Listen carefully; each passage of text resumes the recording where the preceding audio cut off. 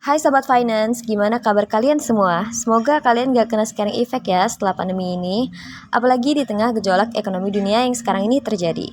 Nah Sobat Finance, udah pada tahu belum nih? Dalam rangka pemulihan ekonomi dunia, Indonesia sebagai presidensi G20 berupaya meningkatkan ketahanan dan stabilitas ekonomi, serta memastikan pertumbuhan yang berkelanjutan dan inklusif. Misi presidensi G20 ini tentunya bisa kita sukseskan bersama loh.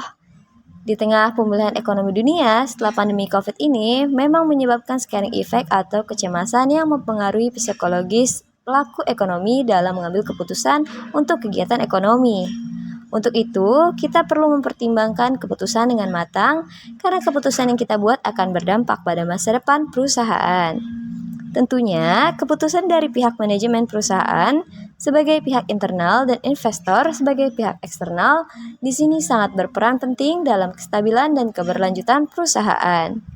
Dalam pengambilan keputusan, pihak manajemen perusahaan harus mengambil keputusan terbaik agar dapat menghasilkan informasi yang berguna bagi pihak eksternal sebagai penerima informasi.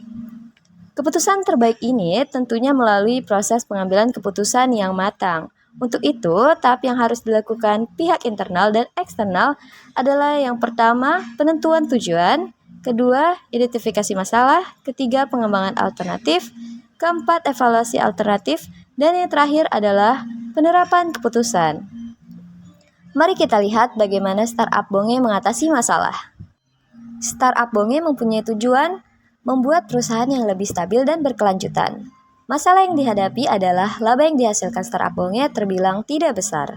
Lalu alternatif apa yang bisa kita lakukan? Yaitu memberikan informasi yang memuaskan investor. Alternatif A, menaikkan nilai laba dengan mengurangi biaya-biaya lain seperti biaya sosial agar menarik investor dari segi profit.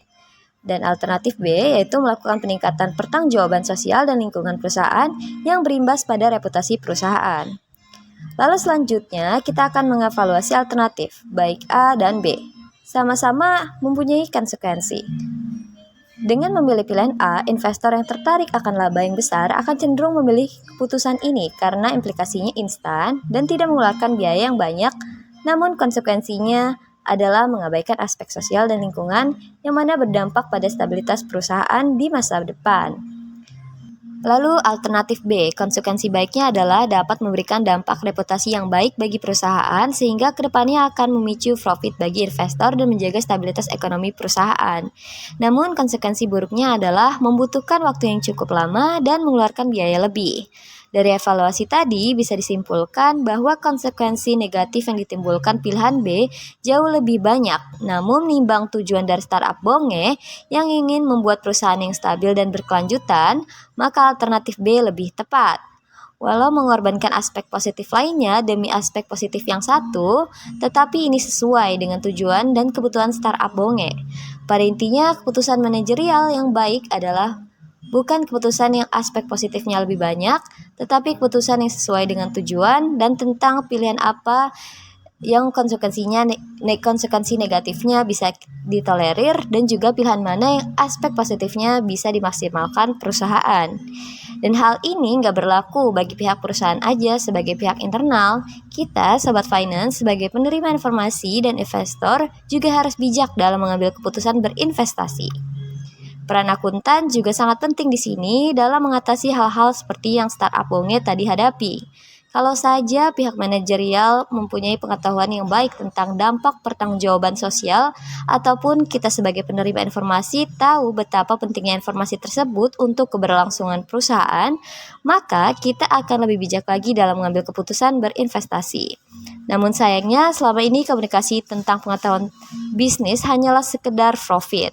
Padahal bisnis tidak hanya sekedar profit, melainkan juga aspek di sekitarnya, baik lingkungan dan sosial. Kurangnya perhatian kita akan hal tersebut membuat kita lupa bahwa tanpa lingkungan dan sosial yang baik, maka keberlangsungan perusahaan tidak akan bisa berjalan. Oleh sebab itu, edukasi terhadap hal-hal seperti ini harus mulai diwaspadai, mulai dari merencanakan keputusan, saat kamu melalui proses pengambilan keputusan yang baik melalui identifikasi alternatif serta pengevaluasiannya. Kita dapat menghindari konsekuensi tersebut dan menambah pengetahuan melalui research yang kita lakukan saat mengevaluasi pilihan. Wah, ternyata proses pengambilan keputusan terhadap tindakan kegiatan ekonomi apapun yang kita lakukan dapat berdampak begitu luas, karena keputusan akan membuat perubahan. Dan semoga dengan video ini, Sahabat Finance jadi lebih bijak ya dalam mengambil keputusan.